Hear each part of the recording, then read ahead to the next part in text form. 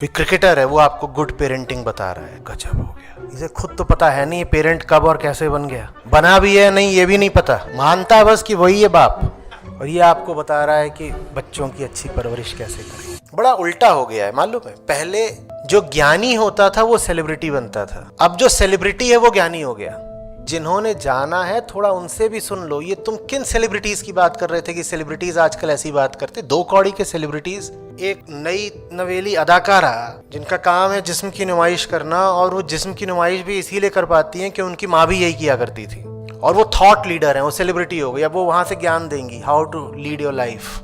उनके पास वो जिस्म ना हो तो उनको देखने जाओगे? ईमानदारी से बताना। अच्छा, उनके पास एक्टिंग ना भी हो तो भी देखने जाओगे या नहीं? ईमानदारी से बताना। भाई लोग अच्छे से जानते, बोलते हैं एक्टिंग देखने जाता हुई कौन है।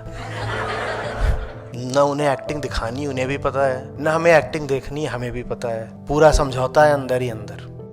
मेरी पहली जो नौकरी थी वो सॉफ्टवेयर के क्षेत्र में थी, तो उसमें बेंच का कॉन्सेप्ट खूब चलता था कि खास तौर पर फ्रेशर्स आ जाएं, बोले क्या कर रहे हो, बोले 6 महीने से बेंच पे।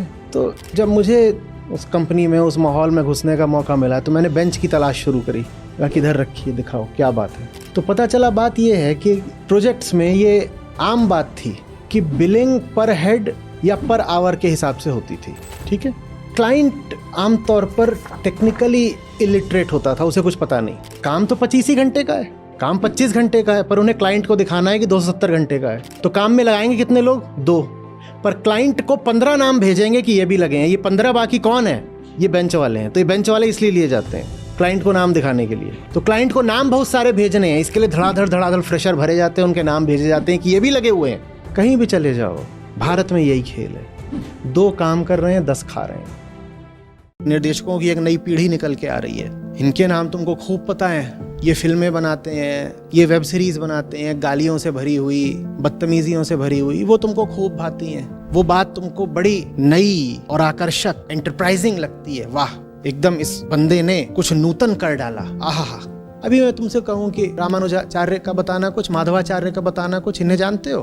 तुम्हें नहीं पता होगा। पढ़नी के बारे में जानते हो कुछ? तुम्हें नहीं पता होगा। और ये तो बहुत दूर की बात है कि मैं तुमसे पूछूं कि कपिल, कणाद, शौनक, याज्ञवल्क्य, इनका कुछ बता दो भाई। ये नाम ही नहीं सुने होंगे। उपनिषद होते क्या है हमें पता कहाँ है। उपनिषदों को पढ़ने की फुर्सत तो तब मिलेगी ना जब तुम फिल्मी मैगजीन पढ़ना छोड़ोगे, जब तुम्हारे दिमाग में फिल्मी मैगजीन के माध्यम से इन्हीं औसत लोगों के नाम भरे हुए हैं, तो तुम्हारे दिमाग में फिर आएंगे कहाँ से? मैं पूछ रहा हूँ। बुद्ध और महावीर और कृष्ण और कणाद, कहो।